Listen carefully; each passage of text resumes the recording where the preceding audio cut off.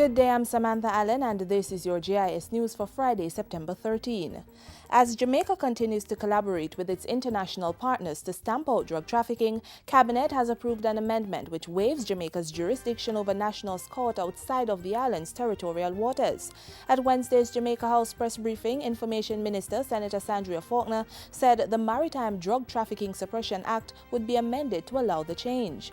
The minister explained that collaboration with international partners was an absolute necessity due to Jamaica's location in the corridor between the main drug-producing and drug-consuming countries. It has been difficult to successfully prosecute cases when Jamaica has asserted jurisdiction over nationals.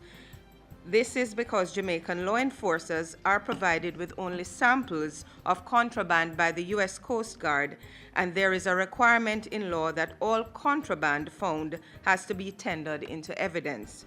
It is also unlikely that U.S. law enforcement officers involved in the apprehension will be able to attend court to give evidence. Finance and Planning Minister Dr. Peter Phillips has reaffirmed that government is committed to environmental sustainability, but says that must be balanced with economic investments.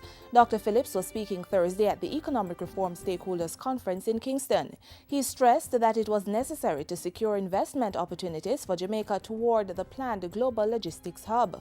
We need to recognize that the discussion should not be, as has been said by others, discussion should not be about whether we have one, that is to say the port, or the environment. The discussion should be about how can we have both. 4,000 farmers in Portland, St. Thomas and St. Andrew are to benefit from a program to increase the production of coffee. A memorandum of understanding was signed on Thursday between the Mavis Bank Coffee Board and Newport Fersan for the provision of fertilizers worth $10 million. President of the Jamaica Agricultural Society, Senator Norman Grant, says the agreement should help the sector rebound after suffering a decline due to the recession and the fall in prices. What excites me about this relationship with Fersan is that we will collaborate together to implement a fertilizer and a plant nutrition program, which basically where Fersan will do soil and tissue tests and will prescribe exactly the type of mixture of fertilizer that is required to boost the production. Executive Director of the National Parenting Support Commission, the NPSC, Dr. Patrice Charles Freeman, is calling on parents and community members across the country to stop disrupting school operations in a bid to settle grievances with administrators. Her comments come just days into the new academic year and on the heels of a protest reportedly involving parents of students attending the Belfield High School in Manchester. Dr. Charles Freeman said parents need to lead by example and should handle their conflicts and concerns in a manner that does not disrupt the teaching and learning process. The executive director further said parents who disrupt the operations of schools were demonstrating a very negative approach to conflict resolution. Dr. Charles Freeman called on parents to contact the NPSC if there is discord between themselves and school administrators. The commission can be contacted through the Ministry of Education at 922-1400 to 9. The Health Ministry is appealing for support in its quest to get mothers to breastfeed for at least the first 6 months of their children's lives. Manager of Dietetic Services at the Ministry, Charmaine Edwards, says the support is critical, especially when lactating mothers return to work after maternity leave. Outlining that if an enabling environment is not created, mothers will not get to successfully breastfeed, she gave examples of the kind of support needed. Sensitization in the workplace so that employers know and employees know about the benefits of breastfeeding and support mothers to breastfeed.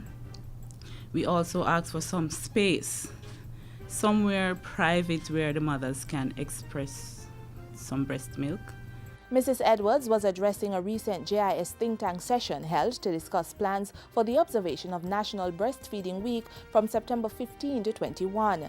This year's theme is Breastfeeding Support, working closely with mothers. Activities include a national church service in Hanover on Sunday, exhibitions at health facilities, breastfeeding seminars, a breastfeeding quiz in St. James, and a media forum. And finally, in an age where traditional values are diminishing, senior citizens help to plug that that gap. That's the word from Board Chairman of the National Council for Senior Citizens, Syringa Marshall Burnett, as the country prepares to celebrate Senior Citizens Week. The week will be observed from September 15 to 21 under the theme Seniors, an Asset to National Development.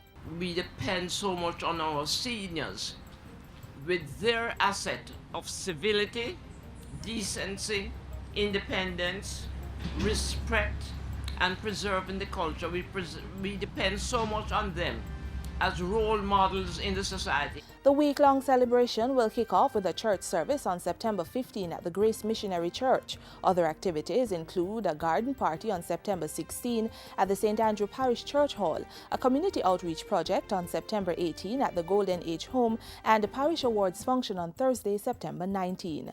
And that's it for JIS News Today. I'm Samantha Allen. Thanks for watching.